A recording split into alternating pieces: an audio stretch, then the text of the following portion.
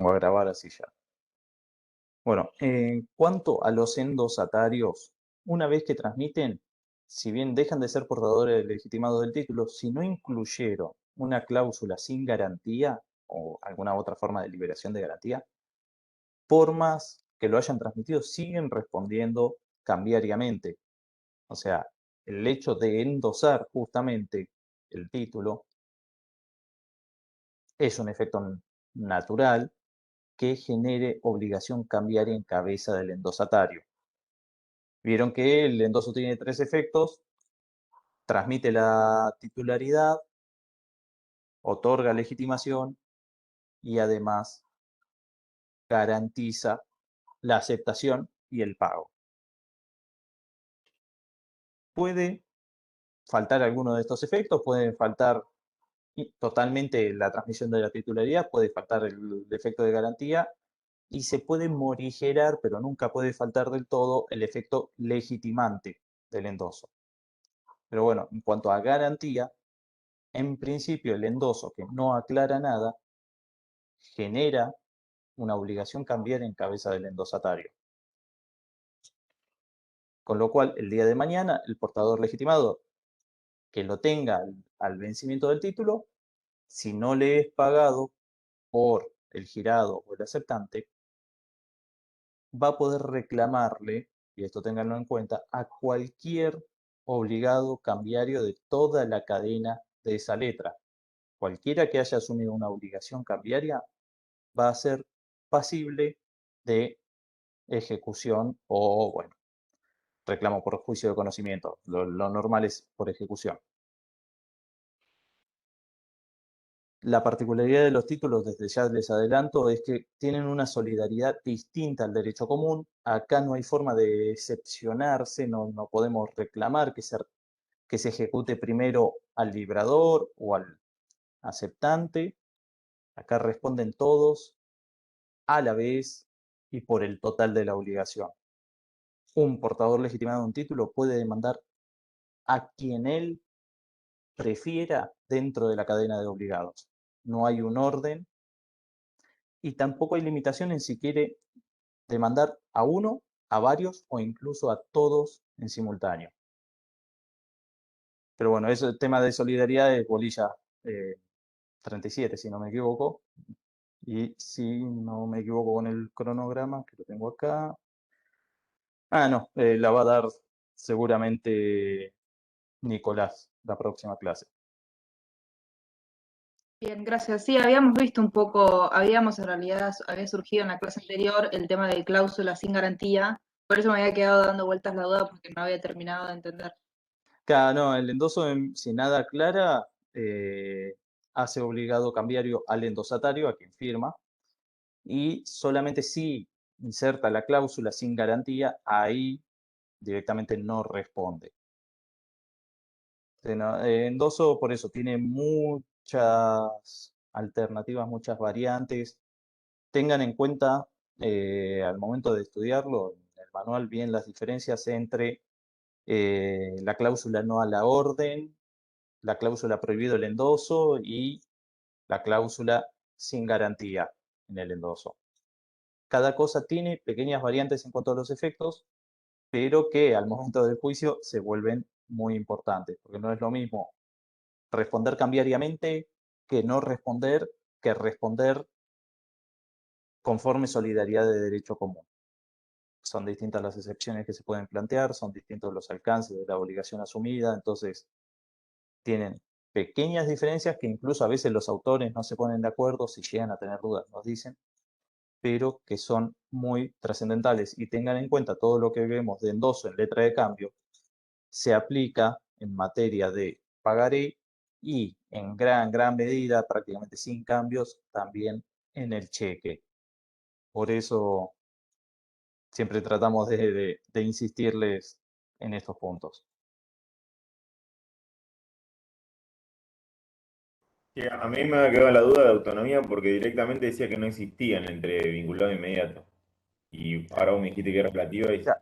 Sí, no, es que depende un poco del autor, pero no, a ver, lo correcto y porque a veces hay algunos apuntes que simplifican un poco, a veces al principio, antes de verlo en detalle, por ahí nos ahorramos alguna explicación, pero no, lo correcto es que la autonomía tiene efectos relativos entre obligados inmediatos y absolutos entre mediatos, entre sujetos no vinculados en forma directa. Pero, ya les digo, en la práctica mucha diferencia no hay, lo cierto es que estos títulos es muy poco común que vayan por un juicio de conocimiento, con lo cual, como en el juicio ejecutivo no permite el planteo de excepciones de tipo personal y tipo causal, queda en definitiva operando plenamente. Lo que sí, ojo, que también igual hay algunas aclaraciones en cuanto a la práctica, y más que nada en la práctica reciente en materia de abstracción, porque si bien, según el ordenamiento cambiario, la letra de cambio, el pagaré, el cheque son títulos abstractos, eh, se ha- con la normativa de defensa del consumidor se ha entendido que cuando esos títulos instrumentan crédito al consumo, cobra prevalencia la legislación consumeril, el derecho de defensa del consumidor. Y esto es importante porque termina habilitando a analizar la causa fin del pagaré, la causa fin del cheque. Es decir, podemos entrar a ver cómo se formó el contrato de financiación en virtud del cual se emitió un pagaré, se emitió un cheque, con lo que lleva a que quede bastante dibujada la abstracción y bastante desdibujado el proceso ejecutivo. Hay defensores detractores, pero lo cierto es que en la jurisprudencia en Provincia de Buenos Aires, ya con sentencias firmes de Suprema Corte, en Capital, si no me equivoco, también ya está bastante, digamos, unánime la jurisprudencia, de darle primacía a la Ley de Defensa del Consumidor. ¿Por qué? Porque es una legislación de orden público, con lo cual, si bien no es la específica, sus cláusulas se superponen en definitiva a las meramente comerciales, digamos, como son el decreto ley 5965. Pero bueno, es un tema bastante complejo para analizar, pero quería aclararles, ya que estábamos viendo algunas cositas de autonomía de abstracción, esto, que esa abstracción cede en juicios de conocimiento entre obligados inmediatos y también hoy en día cede frente a situaciones, frente a títulos que instrumentan relaciones de consumo.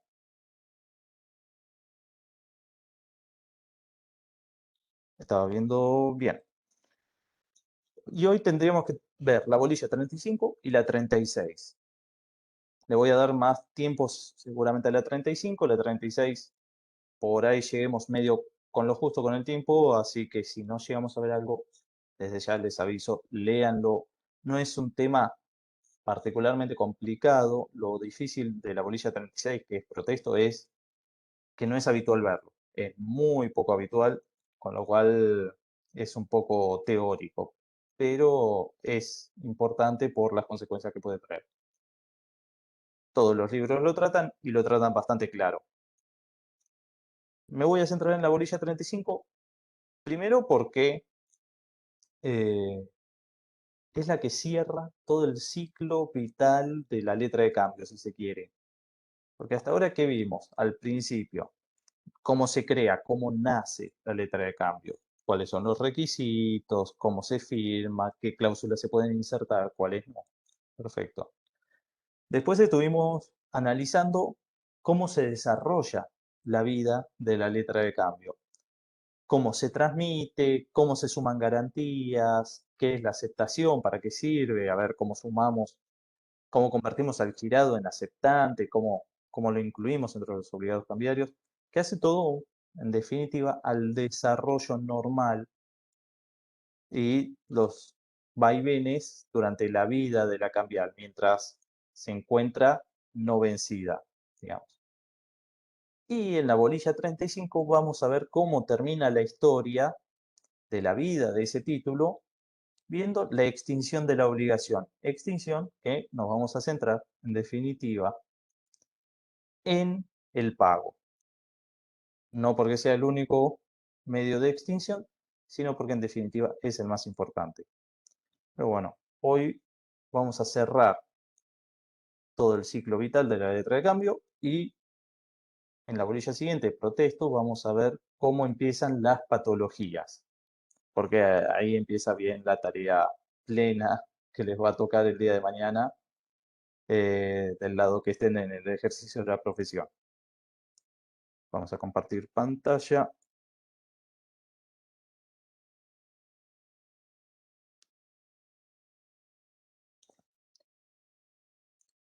Bien.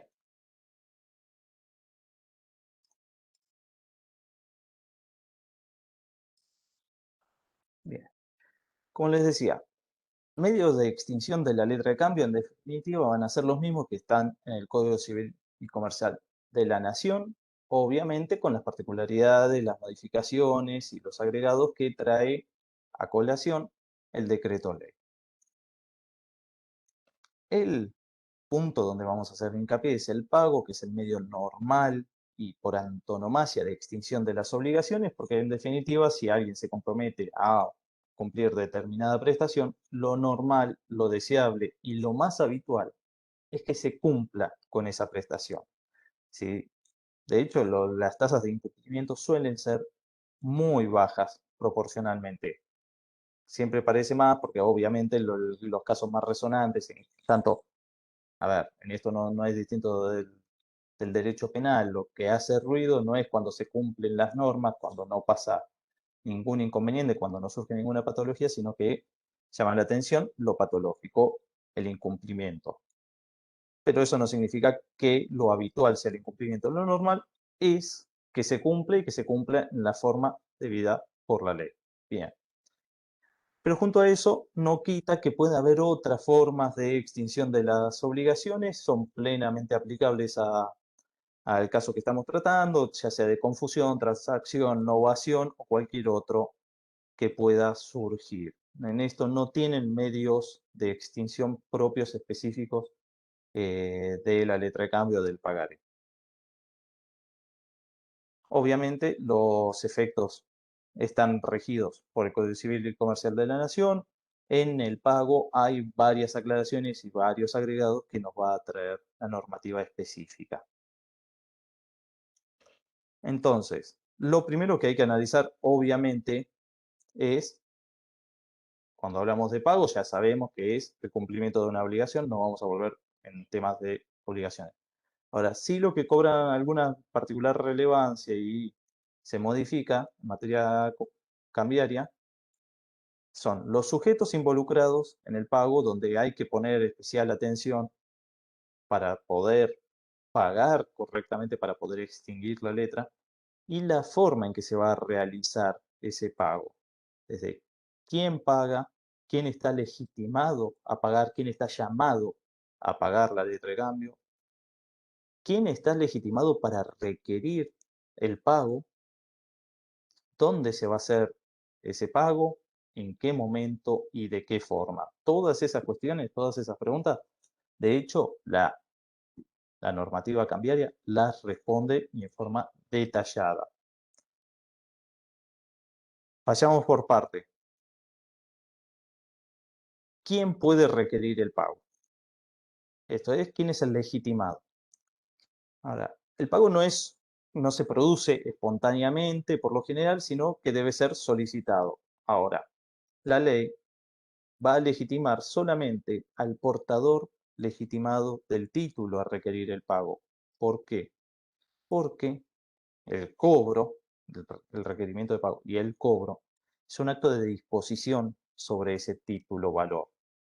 Y solo quien reúna las condiciones establecidas por la ley para ser investido de la condición de portador de ese título es quien puede disponer del mismo. Entonces, ¿quién va a poder requerir el pago? Solo y exclusivamente el portador legitimado, quien tenga el título conforme una cadena ininterrumpida de endosos.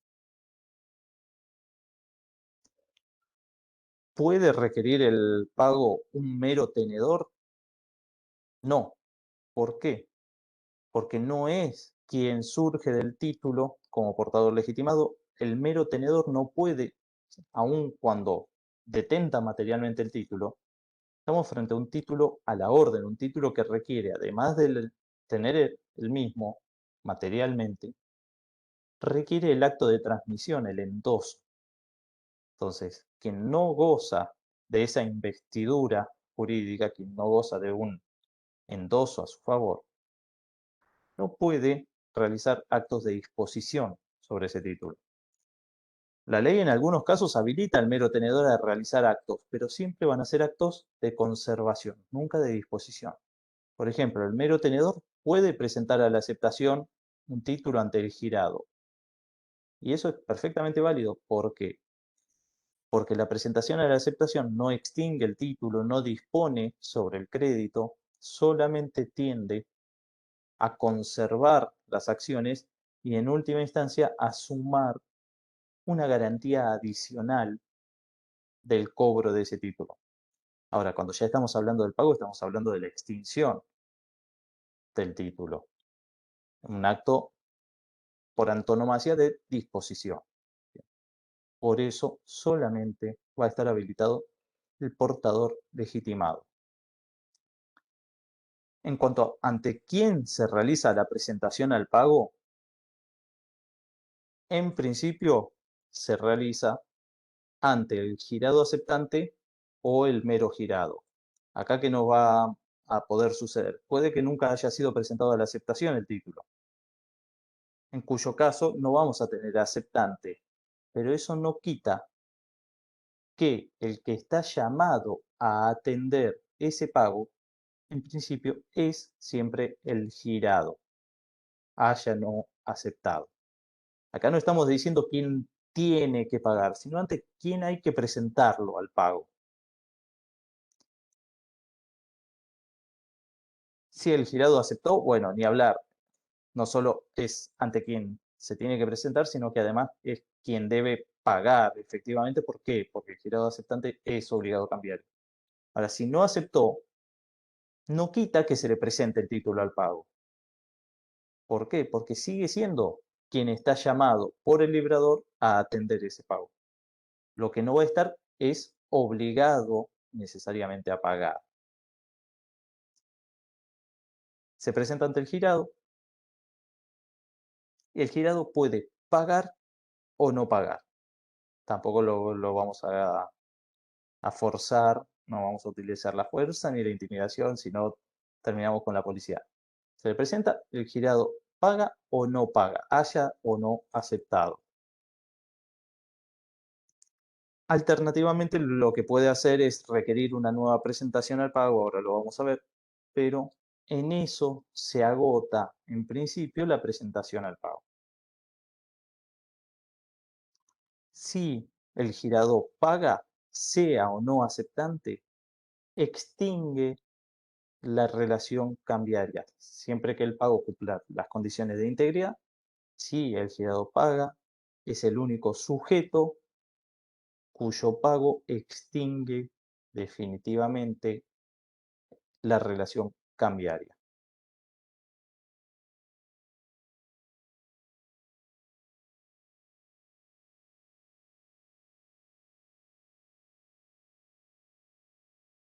En este punto, una aclaración, lo que es intervención en el pago y indicación en el pago, no lo vamos a dar, no lo vamos a tomar. Todo lo que es domiciliación tampoco, así que puede indicarse una persona distinta del girado para pagar, sí, pero no se ha utilizado nunca, no lo vamos a estudiar inútilmente. Ahora, ¿cómo se hace esa presentación y cómo se hace el pago? Esto es bastante más complejo ya. En cuanto, primero, en cuanto al momento para la presentación, es al vencimiento de la letra. En esto es, en definitiva, una conclusión de lo que ya vimos en la última clase que di sobre vencimiento. Hay que ver el tipo de vencimiento de qué se trata. Bueno, una vez vencido el título, debe presentarse el día del vencimiento o uno de los 2 días inmediatos posteriores. La ley da un pequeño margen para poder presentarlo, el título, al pago. Entonces habrá que ver qué tipo de vencimiento se trata, qué día opera ese vencimiento y ese día o uno de los dos siguientes presentarse a requerir el pago. Ahora, ¿dónde se hace esa presentación? Bueno, en el primero y principal, en el lugar de pago. Lo habitual es que no solo se indique el lugar de pago, esto es la ciudad, pueblo o región, sino que además se indique el domicilio de pago. El domicilio de pago, recuerden que no es un requisito formal de la letra de cambio. Puede o no puede estar y el título igualmente va a ser válido. Lo normal es que figure el domicilio y se realiza la presentación al pago en el domicilio de pago. Si no se indica específicamente domicilio de pago, se hace en el domicilio del girado, que se va a presumir que es el que figura al lado del nombre del girado o, si aceptó, en la aceptación suele indicarse el domicilio.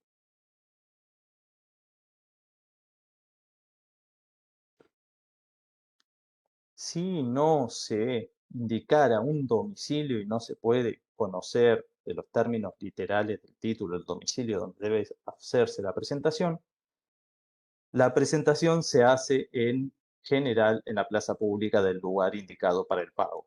Es decir, básicamente si fuera acá en La Plata, para que se den una idea, tendrían que, tienen una letra de cambio, tiene indicado el girado y les dice lugar de pago La Plata y nada más y no figura en ningún domicilio, se paran en el medio de Plaza Moreno a gritar como loco malo, ahí, fulano de tal, vengo a reclamar el pago de la letra. Los verán raros, por ahí se les acerca un policía, pero ustedes cumplen con la presentación. Tengan en cuenta, la presentación al pago de la letra de cambio es una carga del portador legitimado. ¿Por qué? Porque es en su propio interés.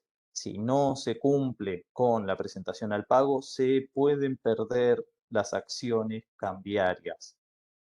Más allá de que tengan que levantar o no, después lo vamos a ver, protesto, la presentación es una carga, hay que cumplirla, si no se perjudican las acciones.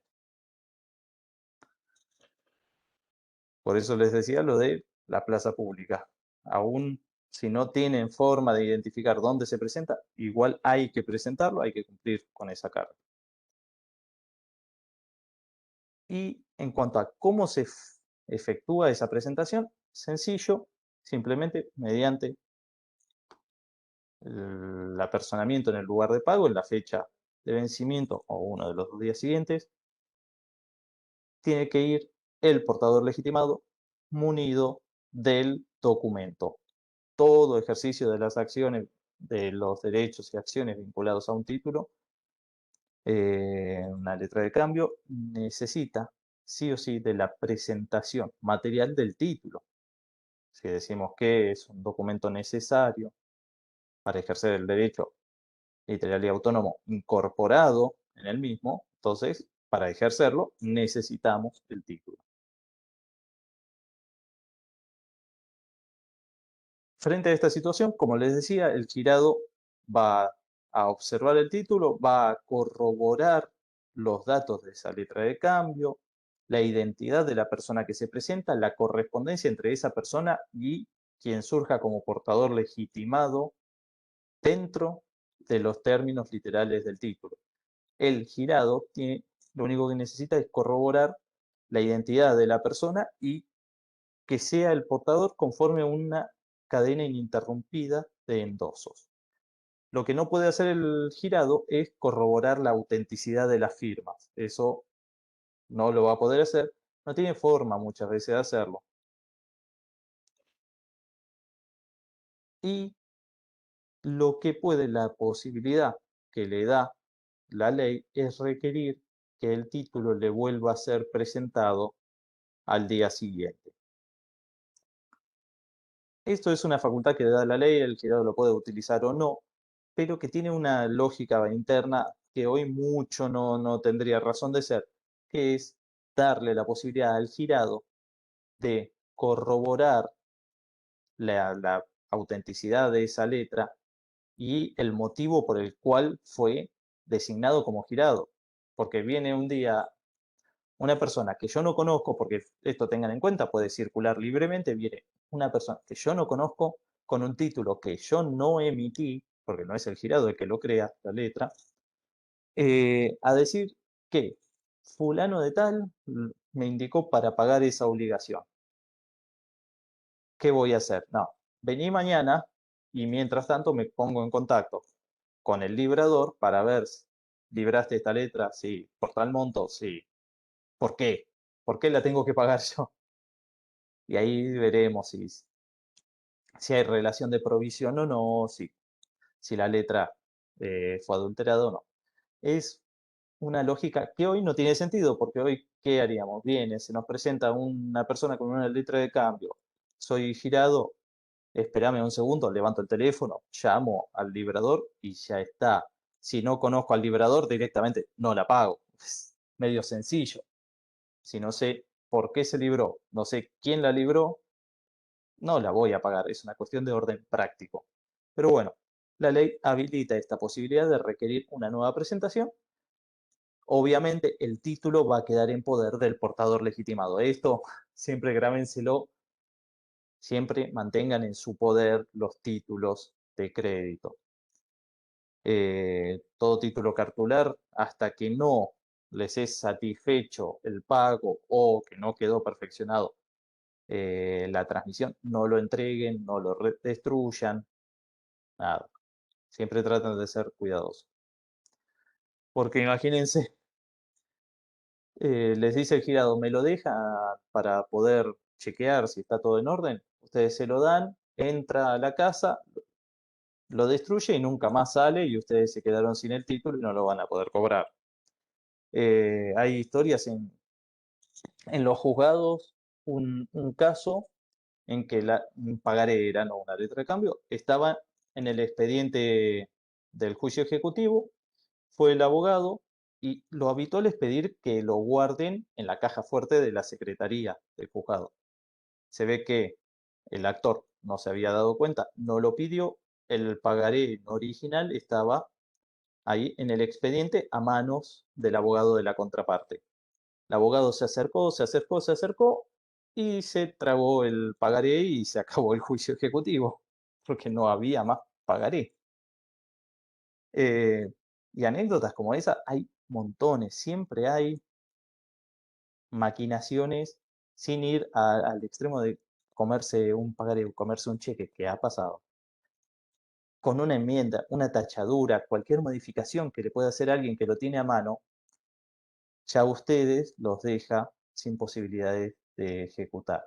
Entonces, con eso siempre hay que tener mucho cuidado todo lo que es el manejo de los documentos cuando estamos en materia de títulos de crédito. Bueno, volviendo al tema que nos convoca. Todo eso hace a la presentación. Lo presenta el portador legitimado ante el girado, haya o no aceptado el girado, en el lugar de pago, si indica domicilio de pago en el domicilio de pago, si no en el domicilio del girado. El día de vencimiento, uno de los 2 días siguientes, exhibe el título y requiere expresamente el pago. Siempre recuerden el requerimiento expreso de pago. El girado puede requerir una nueva presentación al día siguiente, en cuyo caso queda en poder del portador legitimado del documento, y vuelve a presentarse y ahí el girado paga o no paga. Y ahí vienen los grandes problemas sin resolver, porque hasta acá tenemos todo bastante resuelto, ahora viene una tanda más de cuestiones que están resueltas en la ley y después lo que no hay forma de terminar de entender el sistema. Pero bueno, supongamos que el girado paga. Bien, ¿qué es lo que tiene que pagar? El principio general es que tiene que pagar el monto íntegro de la letra de cambio. Esto es el capital que figura en el título y, si los hubiera, los intereses compensatorios. Recuerden que intereses compensatorios solo puede haber en letras de vencimiento relativo. En vencimiento absoluto no puede haber intereses compensatorios. Entonces, ¿qué tiene que pagar el girado?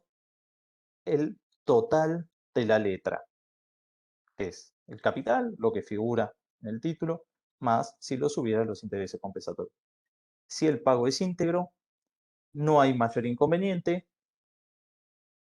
simplemente el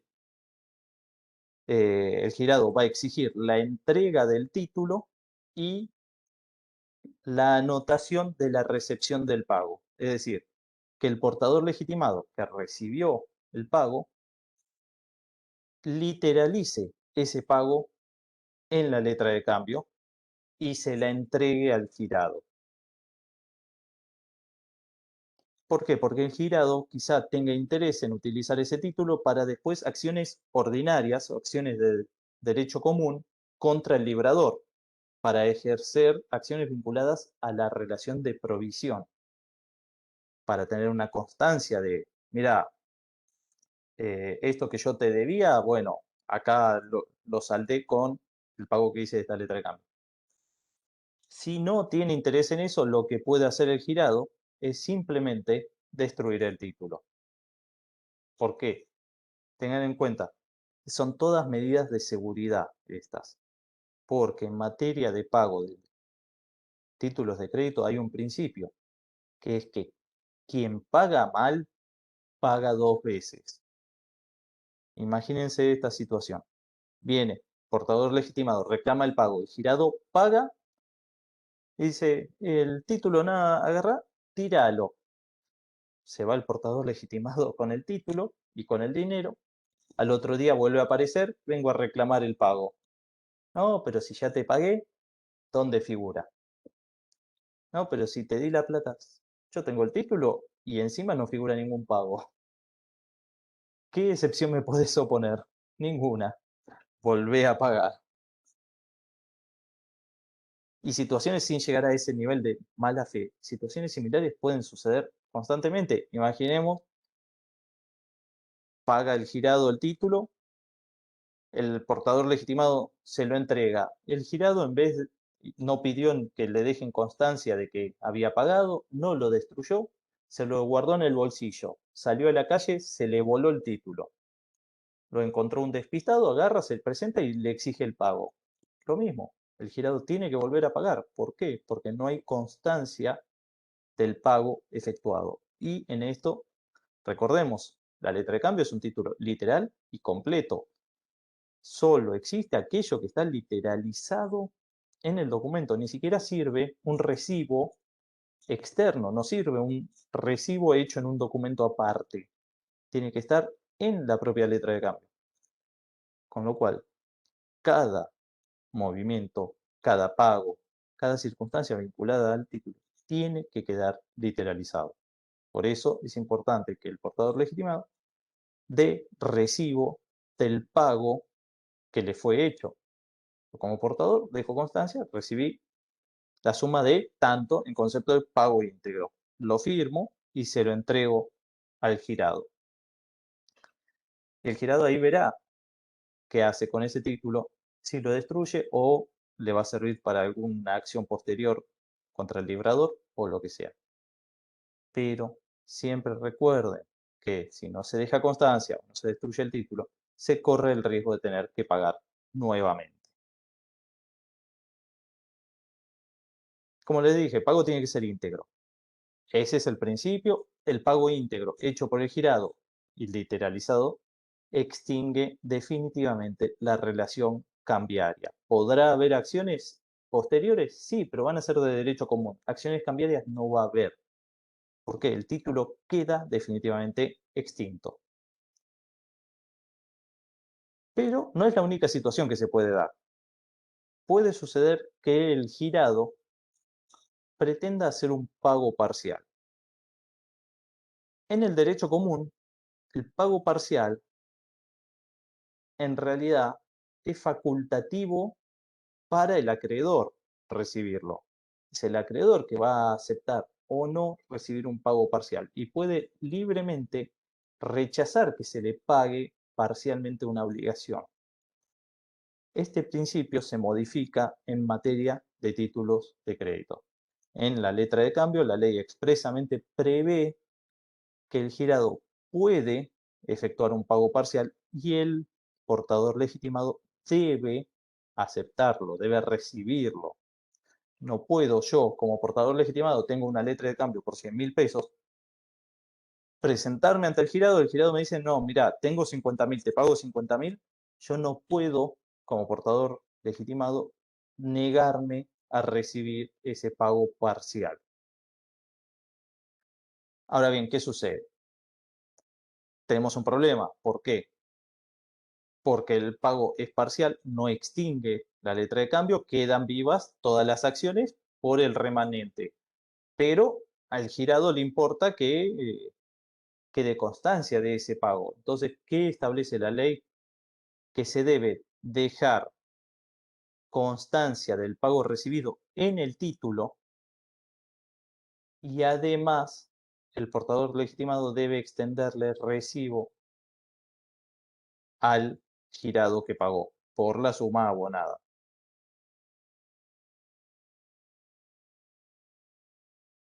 Pero el título va a quedar en poder del portador legitimado. ¿Por qué? Porque él va a necesitar ese título para ejercer las acciones por el saldo insoluto, para poder demandar a todos los demás obligados cambiarios o incluso, si el girado aceptó, también demandar al girado aceptante.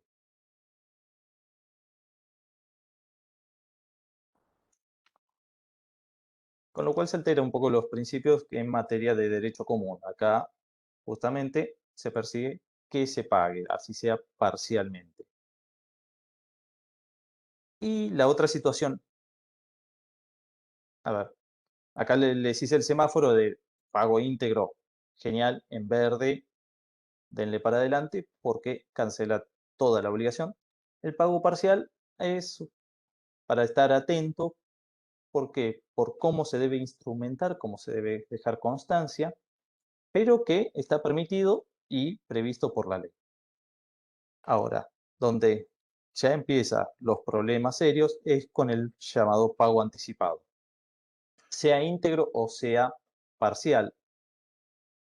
El pago anticipado no está bien visto, si se quiere, no es el objetivo que tiene la ley al momento de regular las letras de cambio y de hecho es un supuesto excepcional y que queda a voluntad del portador legitimado aceptarlo. ¿Y por qué? Porque va a corresponder al portador legitimado correr con los riesgos de ese pago anticipado. ¿Qué ocurre? ¿Cuál va a ser uno de los riesgos que ya los vimos, de hecho, cuando vimos concursos y quiebra? Imagínense el caso de incapacidad sobreviniente eh, del pagador o, peor aún, de quiebra de quien pagó anticipadamente una obligación cambiaria. ¿Qué pasa? Ese pago va a poder ser inoponible a los otros acreedores, con lo cual corremos el riesgo de que efectuado, de recibido, pongámonos en el portador líquido, recibido un pago anticipado del título, luego el deudor cambiario que nos pagó es declarado en quiebra antes de que hubiera vencido la letra de cambio. Nos van a venir por la cabeza con una ineficacia concursal y vamos a tener que reintegrar lo cobrado a la quiebra. Con lo cual, el portador legitimado se ve expuesto en un pago anticipado, si recibe un pago anticipado, a correr con los riesgos que surgen íncitos en esa antelación del pago de una deuda no vencida. Pero además hay otro inconveniente, que la ley manda en las letras de vencimiento absoluto que se pagan anticipadamente a descontar del monto a pagar los intereses implícitos incorporados en el monto de capital. Hay que hacer un descuento de intereses, un descuento del monto, proporcional al tiempo en que se anticipa el pago. Esto es como cuando van a un banco con un cheque de pago diferido a descontar ese cheque, que el banco les cobra un porcentaje porque en definitiva ustedes están recibiendo el pago en forma anticipada. Bueno, acá pasa lo mismo. Supongamos una letra de 100.000 pesos que vence en marzo de 2022. Si me la quieren pagar hoy, va a haber que descontarle todos los intereses que ya están incorporados al monto de la letra por los meses de diciembre, enero, febrero, marzo, con lo cual va a haber que detraer del monto de capital todos esos intereses que ya los teníamos incorporados, como ya dijimos cuando vimos vencimiento y el tema de intereses compensatorios en letras absolutas, en letras de vencimiento absoluto y muchas veces también a cierto tiempo vista. De por sí ya está insertos los intereses potenciales de esa financiación. Yo cuando fijé la letra en 100.000 pesos, ya tuve en vista que iban a ser 100.000 pesos en marzo, con lo cual en realidad debe ser 60.000 pesos de capital y 40.000 pesos de intereses. Pero como la letra de cambio no permite discriminar esos conceptos, se coloca un monto único, pues 100.000 pesos. Bueno, tengo que detraerle de esos 100.000 pesos la porción que hubiera correspondido a intereses por la financiación durante todo este trecho hasta el vencimiento de la letra. Con lo que ven que el pago anticipado es facultativo para el portador legitimado aceptarlo o rechazarlo. Si lo acepta, tiene que correr con los riesgos y además se le va a detraer del monto de la letra los intereses por el tiempo que se anticipa el pago. Con lo cual, la verdad que está bastante desalentado en la ley y de hecho es casi excepcionalísimo, les diría. Lo normal es el desarrollo a lo largo del tiempo hasta el vencimiento de la letra y el pago a partir del vencimiento, no anticipado. Bueno, y lo último que no lo puse acá, pero se los menciono, fíjense después en la ley, a partir del artículo 40 tienen todo lo relativo a pago. También está previsto el pago a cuenta. Porque ¿qué ocurre? Puede suceder que yo soy obligado cambiario, la presentación al pago se hace el girado, yo no soy el girado, soy obligado cambiario, pero por ahí soy un segundo endosatario o soy una balista, lo que sea. Yo no sé si la letra fue presentada al pago, no sé si se pagó, si me van a venir a reclamar. ¿Qué puedo hacer para asegurarme de que después no me vengan a cobrar intereses monumentales por la mora? La ley habilita a los acreedores a depositar en cuenta judicial el monto de la letra de pago y darlo como pago a cuenta a favor del portador legitimado, que podemos ni siquiera conocer quién es.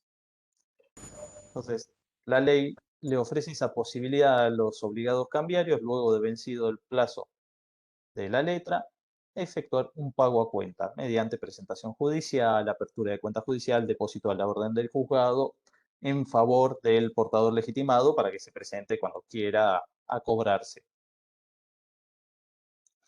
Es como peor que el pago anticipado, esto es muchísimo más excepcional, no suele utilizarse salvo casos muy puntuales donde haya cláusulas de intereses muy elevadas o cuando se tome conocimiento de una verdadera mora del acreedor que no se presenta justamente a cobrar con el fin de incrementar la deuda en perjuicio del deudor.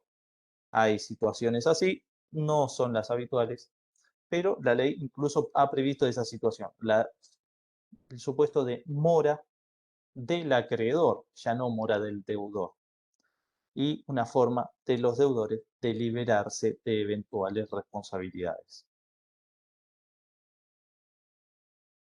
Bien. Ahora sí, un punto que genera polémica, porque la ley el decreto ley de letra de cambio y pagaré ofrece una solución, pero, pero, esto choca después con el Código Civil y Comercial de la Nación y Código Civil choca entre sí, lo cual es fantástico, genera toda una situación bastante peculiar. En su momento dijimos que la letra de cambio tiene una obligación de dar una suma determinada de dinero, que puede ser en moneda de curso legal o puede ser en moneda extranjera. Perfecto. Ahora bien, ¿cómo se paga cuando es una letra en moneda extranjera?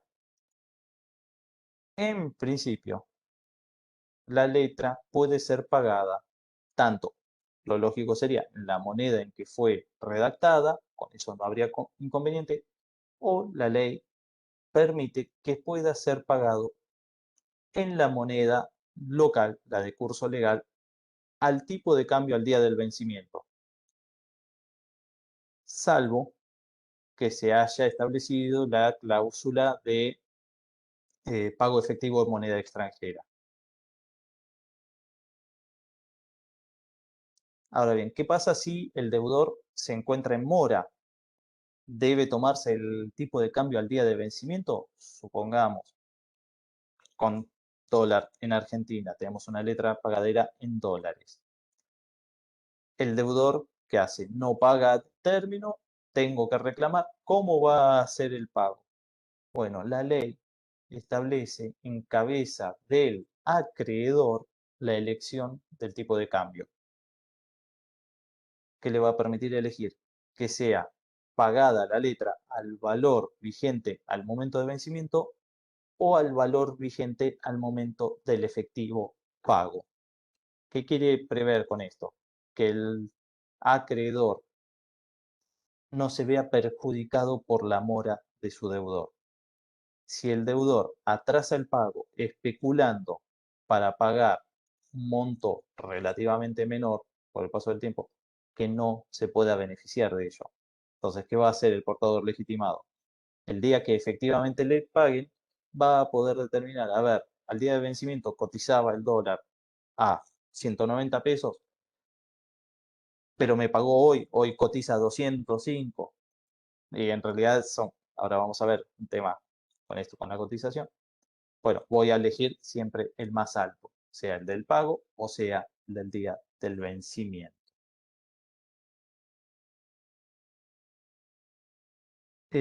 Bueno, el librador puede disponer que la suma se calcule según el curso del día que se fije y en principio sería por la cotización oficial. Con lo cual, lo lógico, lo razonable sería que se pacte en definitiva o el pago en efectivo en moneda extranjera o se establezca un tipo de cotización específica. ¿Por qué? Porque se exponen en situaciones como la actual de restricciones al acceso del mercado de moneda extranjera o con múltiples cotizaciones de una misma moneda a que se les interprete en una forma contraria a sus intereses. ¿Por qué? Ninguna de estas normas prevé la multicotización de monedas. No, acá fíjense que no hace referencia a ningún tipo de evaluación, con lo cual hace interpretar que sea la de curso legal. ¿Sí? ¿Había una pregunta? Sí, yo no, quería saber si entonces se puede establecer otra cotización distinta que la del banco, del Banco Central. Es que técnicamente hoy hay, incluso en el Banco Central tiene dólar del mercado mayorista, del mercado minorista. Y dentro de cada uno, comprador o vendedor. Son todas válidas.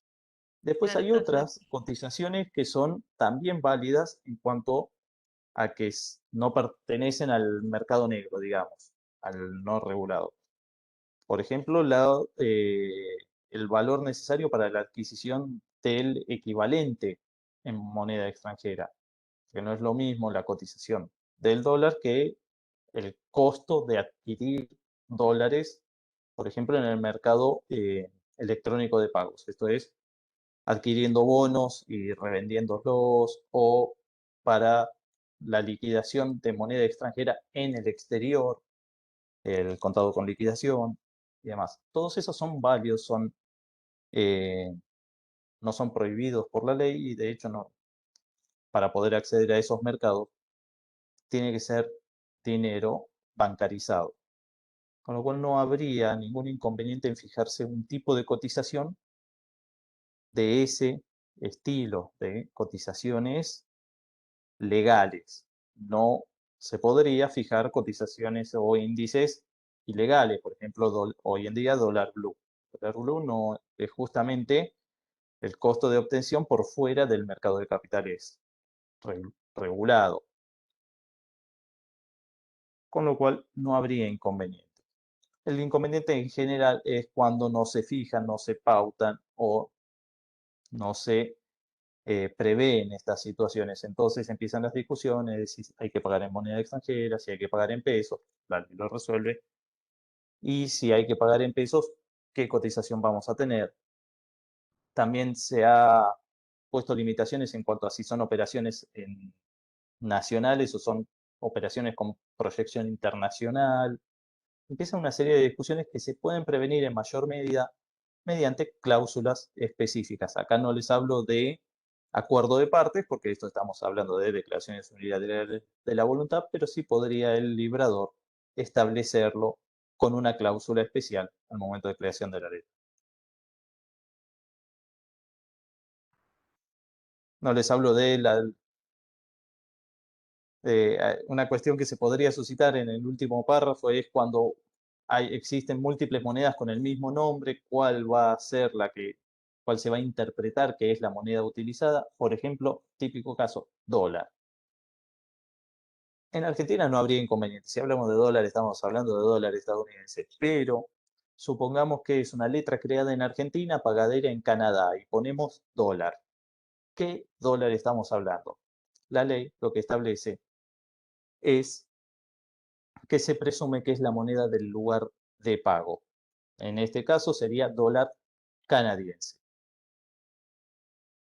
Supuesto bastante poco probable, pero bueno, en general, por eso siempre aclarar lo más posible la moneda de pago. Y con moneda de pago entonces viene a haber un problema que se los dejo planteado para que lo lean, para que vean, porque tampoco es que tenga mucha solución definitiva, hay un montón de soluciones jurisprudenciales, pero que pueden ir variando según el autor, según eh, el magistrado, según incluso la instancia y según la jurisdicción. Pero tenemos un problema hoy en día con el Código Civil y Comercial de la Nación, porque establece en el artículo 765 que si la obligación es de dar dinero, se libera el deudor dando la cantidad y tipo de moneda pactada. Es decir, que si se estipuló dar moneda que no sea de curso legal, la obligación debe considerarse como obligación de dar cantidades de cosas y el deudor puede liberarse dando el equivalente en moneda de curso legal. Bien, perfecto.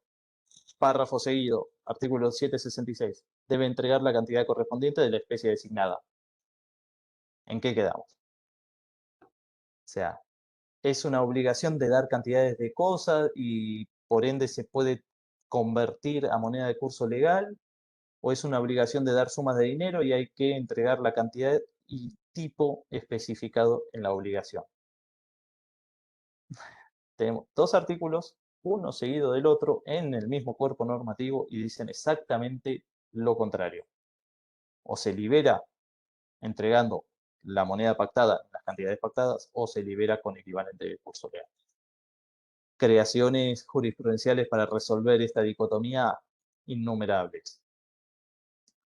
Esto un poco, en general han rondado las soluciones jurisprudenciales, tengan en cuenta, por entender que en un mercado regulado en el que no se puede acceder a moneda extranjera de forma libre, como hoy en día es el de Argentina, como el deudor no puede entregar la cantidad de la especie establecida, se puede liberar en moneda de curso legal entregando la cantidad no al tipo de cambio oficial, sino al costo de adquisición de la moneda extranjera.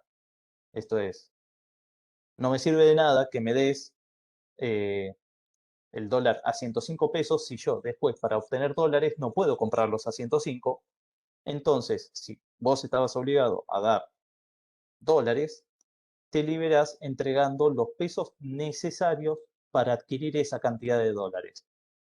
Y ahí empieza la discusión de si es contado con liquidación, dólar MEP, dólar bolsa, pero todo siempre dentro de las cotizaciones legales.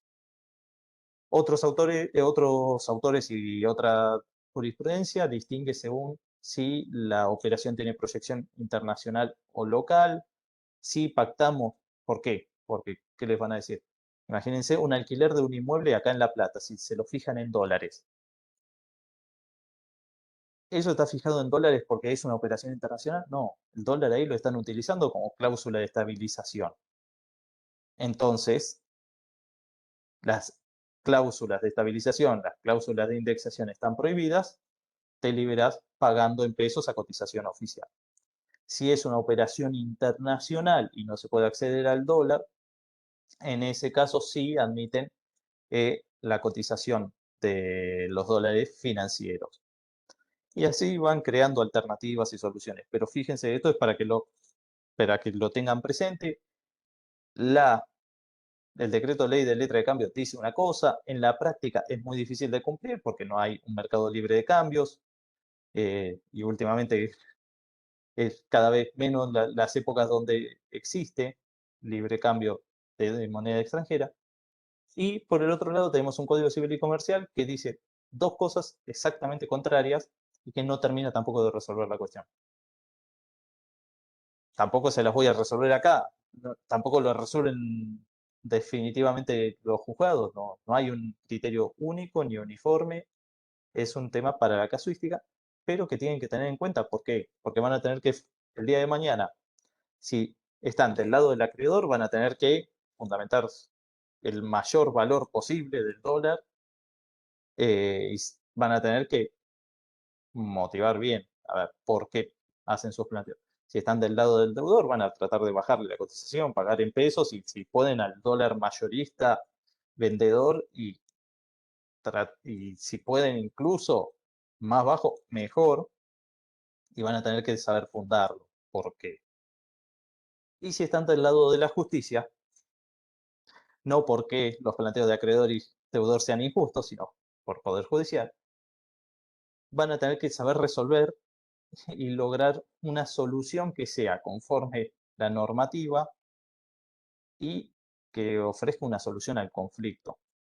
Con lo cual, esto siempre van a tener que tenerlo presente, más que nada si están en materia civil y comercial o contencioso administrativo, más que nada. Por ahí, fuero penal no tengan tantos conflictos, pero sí pueden tener muchas cuestiones de estafas vinculadas con con estas cuestiones, pero para tener en cuenta. No les vamos a ofrecer demasiadas soluciones, esto es para seguirlo pensando, no más.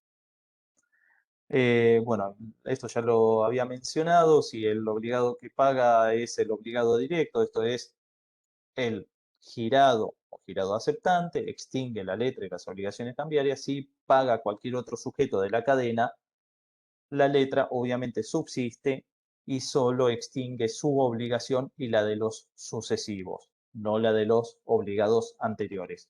Si un obligado regresivo paga, va a exigir que se literalice el pago y que le entreguen la letra. ¿Para qué? Para seguir reclamando para atrás. O sea, yo endosatario, vienen, me reclaman, la pago, bueno, dame la letra que voy a ir a reclamarle al que me la endosó a mí, al librador, al aceptante, voy a empezar a patear mesas y que me pague quien sea, pero bueno, por eso, solo cuando se llega al final de la cadena, al girado o al girado aceptante, y ese sujeto paga, recién ahí se extingue la letra. Profe, cuando decís girado o girado aceptante, ¿te referías a esto de regreso, que no son aceptantes? No, girado aceptante me refiero específicamente, esperen que Sí, al estoy directo, pero al directo. cuando hoy dijiste legitimación pasiva, sea o no aceptante, o sea, ¿te Claro, sí, referías a esto te referías a porque esto que después tienen acción de regreso? No, no, no, no. No tiene nada que ver con la acción de regreso. No, digo que se presenta el girado, sea o no aceptante, porque independientemente de que él haya aceptado o no, es el sujeto que está llamado para pagar la letra. A él se le tiene que presentar y en principio, si él paga, aún no habiendo aceptado, esa letra se va a extinguir. ¿Por qué? Porque pagó el sujeto justamente que estaba indicado para ese pago. Los obligados de regreso son todos los demás, porque ¿qué pasa? Yo voy, soy portador legitimado, o sea, lo reclamé al girado. El girado no me pagó, el girado aceptante, no importa, no me lo pagó. Yo me quedo con esa letra y voy a poder ir a reclamarle el pago o ejecutar el pago contra cualquiera de los demás obligados cambiarios. Ahora, cualquiera de esos puede llegar a pagar y si paga, después va a poder reclamar a su vez a todos los anteriores, incluso al girado aceptante si aceptó, y así sucesivamente. No, es por ese lado. Obligado directo cambiario es girado aceptante y el pago del girado o del girado aceptante, independientemente, no, en esto no cambia, va a extinguir la letra de cambio. A ver, no va a dejar de existir el documento, pero no va a ser ya una letra de cambio. Eso lo va a poder utilizar, en definitiva, el girado para hacer reclamos seguramente de derecho común, no reclamos cambiarios. Fer, Claro, lo que no entiendo yo qué efecto tiene que haya aceptado o no. ¿Qué gana? ¿Qué ventaja No, tiene? no, eso lo vamos a ver por ahí en las próximas clases. ¿Por qué? Porque si acepta, se convierte en obligado cambiario. ¿Qué pasa? Si el Claro. girado que no aceptó no paga, no le voy a poder reclamar nada, porque él nunca aceptó pagar y nunca se convirtió en obligado. Ahora, si el girado aceptó y de todas formas no paga, después le voy a poder iniciar una acción directa en sede judicial. Es por eso, para determinar la condición de obligado y ante el incumplimiento poder accionar judicialmente. Fer, Sí, Aldi. disculpa, me agrego algo más. También tiene que ver con una cuestión que es con las letras con vencimiento, las letras con vencimiento que son a la vista. El girado, o sea, no es obligación presentar la letra de la aceptación, entonces vamos a tener siempre el girado mencionado y en las letras a la vista lo que sí tenemos que hacer es presentarla al pago, entonces también se refiere a eso, a que en ese momento o hasta ese momento no tenemos a alguien que haya aceptado, pero puede pagarla igual sin necesidad de aceptar, porque se presume que la aceptación y el pago en ese tipo de letra, con ese tipo de vencimiento, es en el mismo momento. También me quedé pensando en eso, que ahí está la diferencia entre girado aceptante o no aceptante. No sé si lo Exacto. expliqué bien. Sí. Sí, sí, se entendió, sí. Genial. ¿Alguna otra duda con el tema de pago? Estaba viendo si me quedó algún punto, pero creo que cubrimos todo.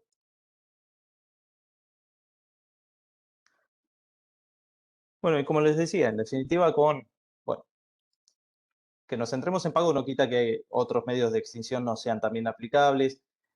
Por ejemplo, para que se den una idea, supongamos, puede existir extinción por confusión, pero es medio particular en materia de letra de cambio. ¿Por qué?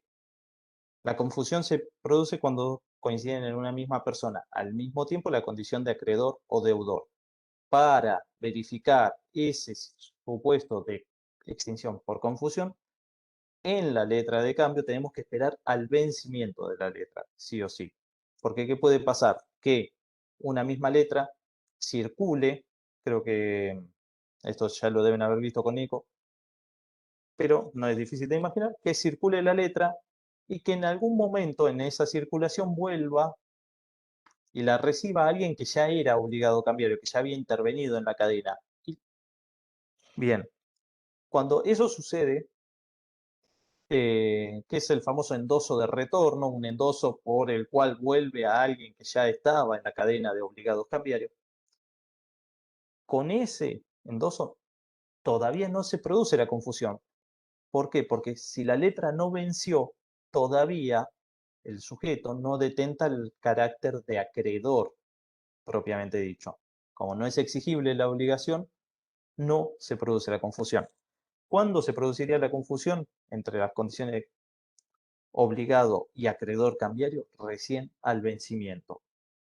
Y acá lo mismo que con el pago. Si la confusión se produce en cabeza de un obligado de regreso, lo que se extingue son su obligación cambiaria y la de los sucesivos a los que él garantizaba, pero no lo de los obligados de regreso anteriores y no la obligación directa cambiaria. En cambio, si al momento de vencimiento quien tiene en su poder la letra es el girado aceptante, ahí sí la letra se extingue definitivamente por confusión, justamente. ¿Por qué? Porque el portador legitimado de esa letra resulta ser al mismo tiempo el girado aceptante de esa letra. Es quien puede reclamar el pago, el portador legítimo, y es a la vez el obligado directo cambiario. Entonces, si al vencimiento la tiene el girado aceptante, se extingue por confusión. Después, transacción, lo mismo, se pueden firmar acuerdos transaccionales, va a haber que literalizarlo, esto en la letra, si no, no va a tener ningún valor cambiario y cualquier otro medio de extinción que se les ocurra. Tengan en cuenta la mera destrucción material del documento no es una causal de extinción de la obligación. Hay un mecanismo para recuperar el documento, que es el instituto de la cancelación. Ya lo vamos a ver, es tema del segundo parcial, por eso hoy no. Pero sí les aclaro eso. Solo romper el documento o extraviarlo no causa la extinción de la obligación cambiaria.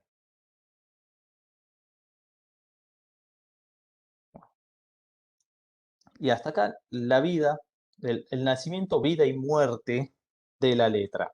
Y hasta acá todos felices y contentos. ¿Por qué? Porque la letra se creó, se entregó, circuló y finalmente se pagó y se extinguió. Si todo fuera así, los abogados prácticamente no tendríamos trabajo en materia cambiaria. ¿Qué nos toca ver a partir de ahora? Las patologías. ¿Qué pasa cuando alguien no hace lo que debe, cuando no se cumplen las cargas, cuando no se pagan las obligaciones? Y ahí empezamos con todo el régimen de obligaciones cambiarias, protestos, solidaridad, acciones y demás. Lo primero que tenemos que ver es qué nos exige la ley que hagamos frente a un incumplimiento. Un incumplimiento, no digo de la obligación, sino incumplimiento de cargas o deberes que establece la ley o de obligaciones. Cualquier supuesto, estoy buscando para donde está el PowerPoint. Acá. Y así comparto. La ley manda a dejar constancia fehaciente, definitiva, de cualquier situación anómala que se produzca en el desarrollo de la vida de una letra de cambio, cualquier irregularidad en el cumplimiento de cargas y obligaciones vinculadas a la letra de cambio. Al mecanismo para dejar esa constancia le va a llamar protesto. Porque ¿qué ocurre? Estamos hablando de, nuevamente, letras de cambio, que son papeles de comercio, que son documentos necesarios para ejercer el derecho literal y autónomo, con lo cual ahí estamos frente a documentos literales. Además, como son papeles de comercio, son, en lo que nos importa, documentos completos que solo pueden referir a aquello que está contenido en ellos mismos. Entonces tenemos que buscar una forma de dejar constancia de hechos o sucesos o actos que ocurren por fuera del documento pero que lo afectan. Por ejemplo, para que se den una idea, algo más concreto. Yo voy, portador legitimado, me presento ante el girado, le pido que me pague, venció el título, voy, hago la presentación del pago y no me paga. ¿Qué constancia tengo de eso en el documento? Ninguna. ¿Qué es lo que me va a ofrecer la ley para poder dejar esa constancia? El protesto. Divertidísimas las definiciones en materia jurídica, ya lo sé, lean lo del autor que prefieran, el concepto, pero básicamente tengan en cuenta la noción de lo que es un mecanismo a través del cual vamos a dejar constancia fehaciente del cumplimiento o incumplimiento de cargas, de comprobación de situaciones, de hechos que suceden en la vida real y que producen consecuencias o efectos, o que su constatación produce consecuencias y efectos sobre la suerte de la letra de cambio. Bien, y esto hay dos formas de realizarlo que prevé la ley, pero una sola que existe en la realidad. Porque la ley prevé que esa constatación pueda hacerse a través de un notario, esto es de un escribano público, o a través de un banco. Para una historia larga, lo hacemos bien corta, protesto bancario jamás se reglamentó, no existe en la práctica. ¿Por qué? Lo prevé la ley, condiciona el funcionamiento del protesto bancario a que se reglamente, nunca se reglamentó y nunca se va a reglamentar. Punto. No existe hoy protesto bancario de letra de cambio y pagaré. Solo tenemos el protesto notarial. Esto es la constatación realizada por un escribano público.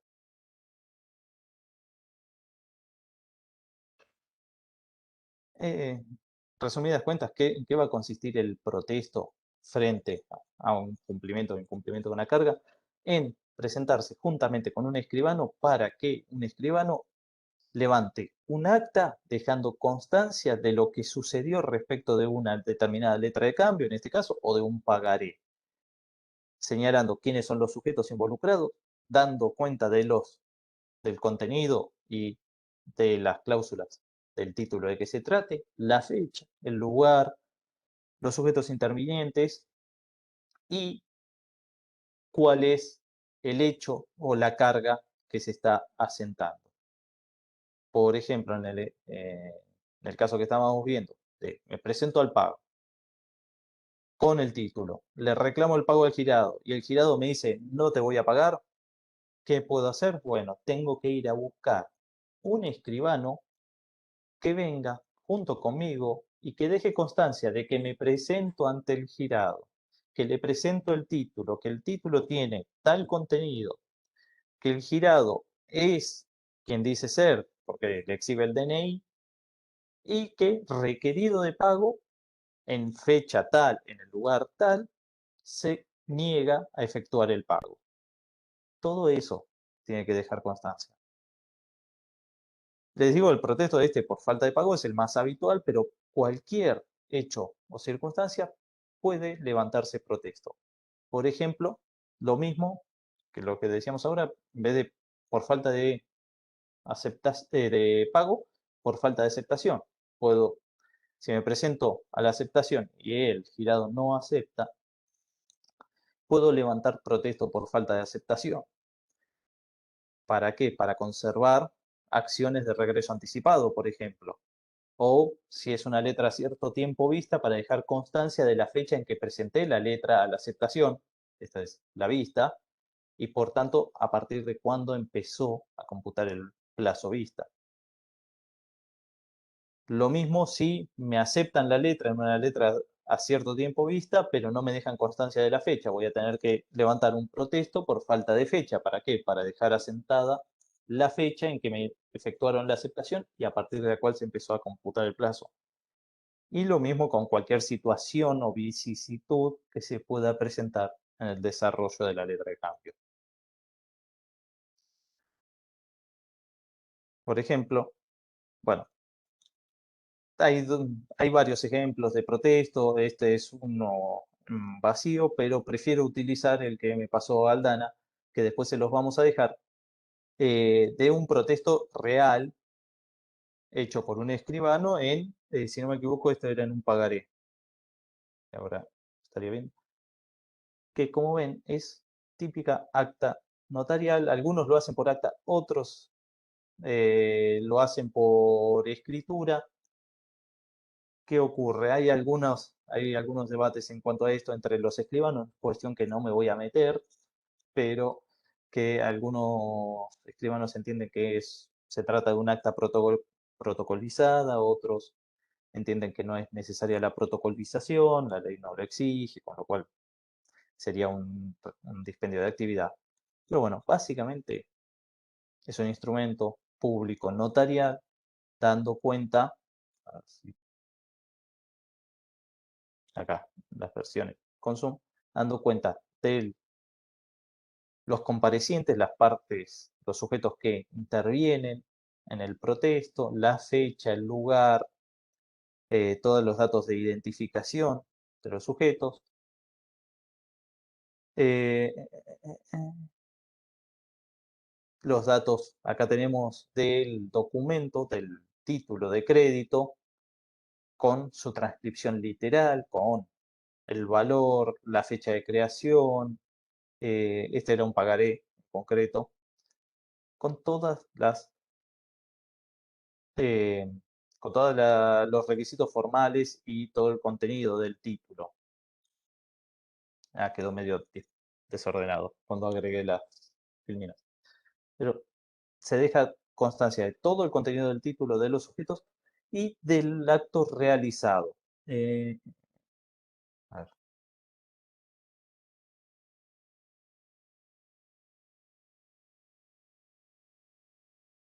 Y acá, a continuación de toda la descripción, se deja constancia de lo actuado. La presentación en el domicilio en este caso creo, del requerido, habiendo sido atendido por el librador, a quien exhibía el documento en su original, intimé al pago, respondiendo que no lo abona en ese momento, por carecer de fondos, esto es la típica excusa, no tengo plata, sí, poco creíble por lo general, y se deja constancia de la persona requerida y en principio debiera firmar la constancia notarial el requerido, en general no lo hacen, no es necesario que lo hagan, ¿por qué? Porque el escribano, justamente, al ser un protesto notarial, el escribano da fe de lo actuado y de la identidad de los sujetos, no tornándose necesario. Lo único que necesito yo, como portador legitimado, es que quede constancia de que cumplí la carga de presentación. ¿Por qué? Porque el protesto es una carga para conservar las acciones cambiarias. Si yo, ante un incumplimiento de uno de los obligados cambiarios o ante mi cumplimiento de una carga, que no me queda constancia en el título, no levanto protesto, puedo ver perjudicadas las acciones cambiarias. La letra, para ser título ejecutivo hábil, debe estar debidamente protestada, les va a decir la ley. Artículo 60, se los digo de memoria y pónganlo en severa duda. O sea, ahí, cuando tiro esto, yo sé que está Aldana revisando por las dudas para mandar por el chat el número correcto. No, yo confío. Por eso tiro el número sabiendo que después me van a corregir. Insisto, creo que lo debo haber dicho ya una cantidad de veces. Soy malo con los números de artículos. Me gusta trabajar siempre con la ley al lado, de hecho. Es como trabajo habitualmente. Pero bueno, como verán, levantar protesto es un acto bastante oneroso, es bastante criticado porque calculen, implica, primero que en la práctica, seguramente primero tuve que ir a requerir el pago y ante la negativa recién voy a tener que volver a ir con un escribano para poder levantar el protesto, con lo cual es un dispendio de tiempo importante. Pero además es un dispendio económico muy grande, es un gasto muy grande. ¿Por qué? No es barato que el escribano salga de su despacho y el escribano no puede dar cuenta de aquello que no ve. Entonces, tenemos que encontrar un escribano que esté disponible, que no esté ocupado justo en el momento que lo necesitamos, que vaya, que levante el acta y que no faje con los honorarios, como corresponde. Ya de por sí los honorarios de las escribanías son elevados, lógicamente hay toda una estructura que hay que mantener, muchos encima están regulados por ley, los montos mínimos. Es oneroso y encima no tenemos alternativa porque no existe el protesto bancario para dejar constancia de estas mismas situaciones. Pero si no lo hacemos, corremos el riesgo de perder las acciones cambiarias, porque la ley no nos va a habilitar el título para el inicio de acciones judiciales. Bien. Por eso, y para morigerar estas situaciones, la ley prevé dos tipos de dispensas. Las dispensas legales, que son dispensas que operan de pleno derecho frente a determinadas circunstancias, que ahí las tienen, que es cuando se produce el concurso o quiebra del girado, supuesto donde la sentencia de apertura del concurso, la sentencia de quiebra va a operar en definitiva como protesto, porque es simple, no necesito protestar por falta de pago una letra en que el obligado, en que el girado es concursado o quebrado porque tiene una prohibición de pagar esa letra. Con lo cual, con la sentencia de quiebra, con la sentencia de apertura, ya me tienen por cumplido con el protesto. Tampoco voy a necesitar levantar protesto por falta de pago si ya levanté protesto por falta de aceptación. ¿Por qué? Porque si presenté la letra ante el girado antes del vencimiento para que la acepte y el girado se negó a aceptarla, va de suyo que cuando se la presente al pago, el girado me va a rechazar el pago, porque si no quiso obligarse, tampoco va a querer pagar. A ver, no significa que nunca pague. Puede ser que el girado no la acepte y después cuando se le presenta el pago, la pague. Es posible. Pero la ley en este caso, si hay protesto ya levantado por falta de aceptación, no va a exigir un nuevo protesto por falta de pago. Y el último supuesto de dispensa legal es cuando existen causas de fuerza mayor que impiden levantar protesto. Cuando se impide el cumplimiento de la carga y del levantamiento de protesto, lógicamente, por causales de fuerza mayor. Fuerza mayor que tiene que tener una duración de 30 días, si no me equivoco. Si me estoy compartiendo pantalla, se me complica para ir y venir a la ley. En cuyo caso la ley no va a exigir que se levante protesto, porque aparte va a haber perdido mayor parte del sentido, basta que sea en general público y notorio. En todo caso, si no es público y notorio, va a ser más una cuestión de prueba de la fuerza mayor que otro inconveniente. Es un tema más bien procesal. Ahora bien, esos en general Sería un son... caso, pero no se me ocurre. ¿Cómo sería? Ha habido Podríamos algunos entonces casos de viajar por incendios forestales, inundaciones. Bueno, el ejemplo más palpable hoy tranquilamente se podría haber planteado la al pandemia. principio de la pandemia, durante el aislamiento, no durante el distanciamiento, pero sí durante el aislamiento. ¿Por qué? Porque con las limitaciones en cuanto a movilidad y tránsito, yo no podría haber ido a requerir de pago en el domicilio del girado si, por ejemplo, el girado vivía en Capital Federal, en Ciudad Autónoma. Yo, portador legitimado acá en La Plata, no podía trasladarme y esa situación duró más del tiempo exigido por la ley. Ese sería un caso quizá el más actual y más gráfico. Pero bueno, igualmente estos son excepcionales. ¿Qué es lo más normal, lo más habitual? La dispensa convencional.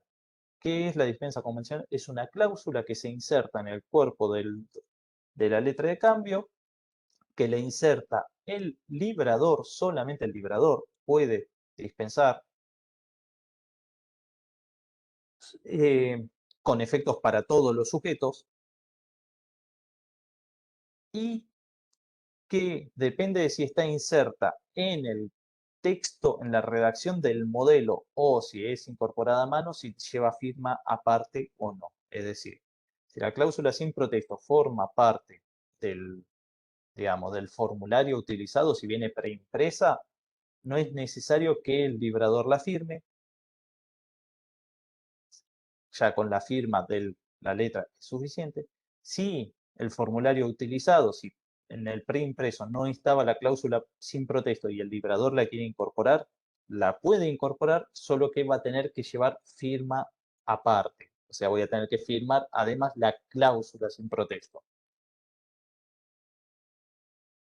Los endosantes y avalistas pueden, al endosar o al avalar la letra, incorporar la cláusula sin protesto, pero no torna a la letra en una letra sin protesto, torna a su obligación particular, a ese endoso, a ese aval en particular, en un aval o un endoso sin protesto. Esto quiere decir que van a responder sin necesidad del levantamiento de protesto, pero no produce, digamos, efecto contagio a otros obligados cambiarios.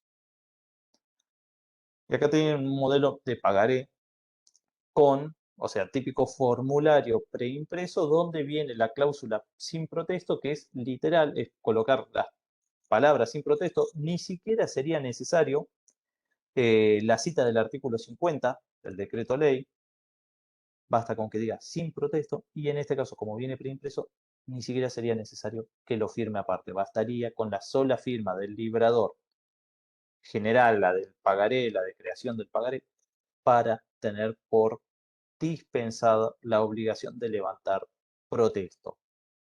Si nada dice, la dispensa se entiende que es sin necesidad de ningún protesto, no voy a poder condicionar al levantamiento de protesto ninguna de las acciones, ni me voy a poder oponer al progreso de una acción cambiaria por falta de levantamiento de protesto.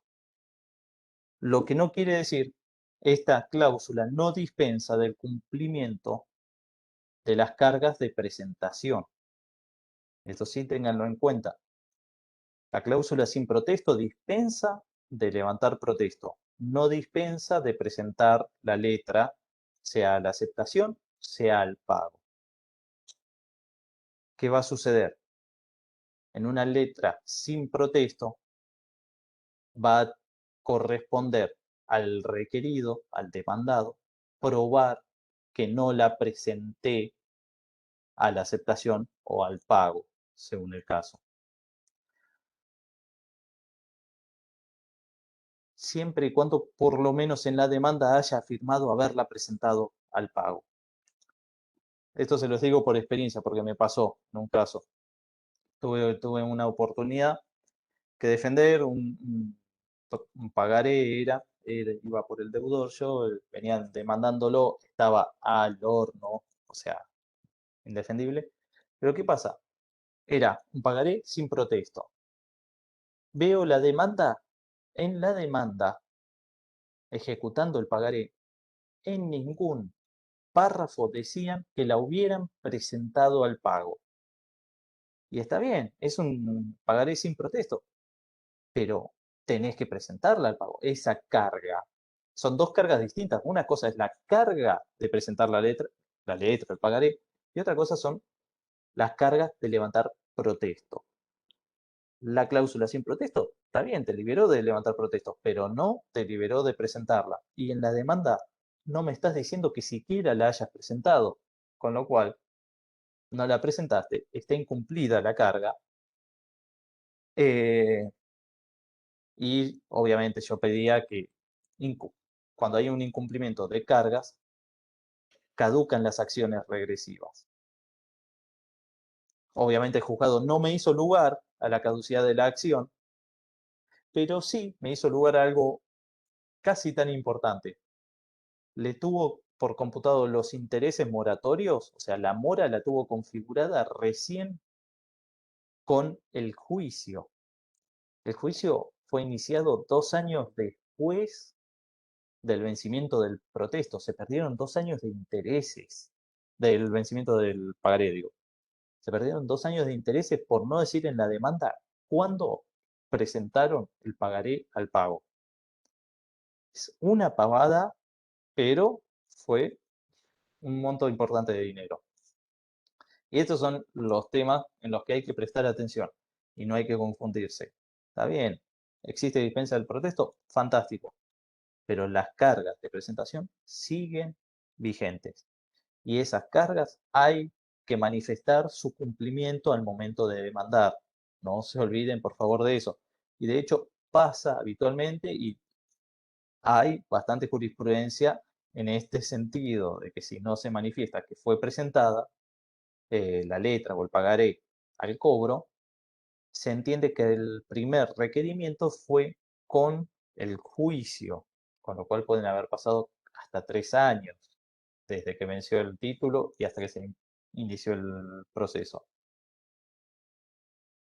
Intereses que hoy a tasa activa estamos hablando de 60-70% anual, lo cual 3 años se están perdiendo 2/3 partes de la demanda ya de arranque, por un error de redacción, nada más. Pero bueno, protesto no es algo que vayan a ver habitualmente. ¿Por qué? Porque todos los formularios preimpresos de pagaré ya vienen con la cláusula sin protesto preimpresa.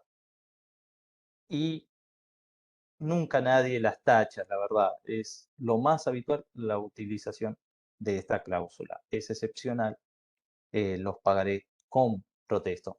En este caso, tendría que tacharse la cláusula sin protesto para que sea exigible la carga. Y después seguramente tengan una discusión en cuanto a cuándo fue inserta esa modificación, esa enmienda.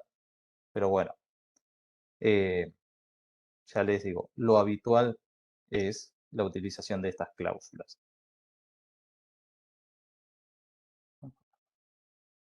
En cuanto a legitimación, forma y demás, para levantar protestos son exactamente las mismas que para la realización de la carga. Si es levantamiento de protestos por falta de aceptación, lo puede levantar, lo puede requerir los mismos sujetos que pueden requerir la aceptación y se va a realizar en el mismo lugar donde se debe realizar la aceptación y de las mismas formas. Lo mismo con el pago. ¿Quién puede requerir el levantamiento de protestos por falta de pago? La misma persona que puede requerir el pago. Y esta aclaración se las hago porque ha sucedido que va el portador legitimado a requerir el pago, el girado rechaza pagar la letra, entonces después, para no perder el tiempo y no tomarse más molestias, el portador legitimado manda a un empleado del negocio a que vaya con el escribano a levantar protesto. Y el empleado del negocio no es el portador legitimado del título. Con lo cual, si no es el portador legitimado, no puede requerir el pago válidamente. Y si el girado rechaza pagar, no van a poder levantar protesto, o por lo menos ese protesto no va a ser válido, porque está requiriendo el pago quien no está legitimado para requerir el pago. Entonces siempre tiene que haber coincidencia entre la persona llamada a realizar el acto o a cumplir la carga y la persona que requiere el levantamiento de protesto. No puede venir alguien que no esté legitimado a realizar el acto a levantar el protesto por el incumplimiento de esa carga.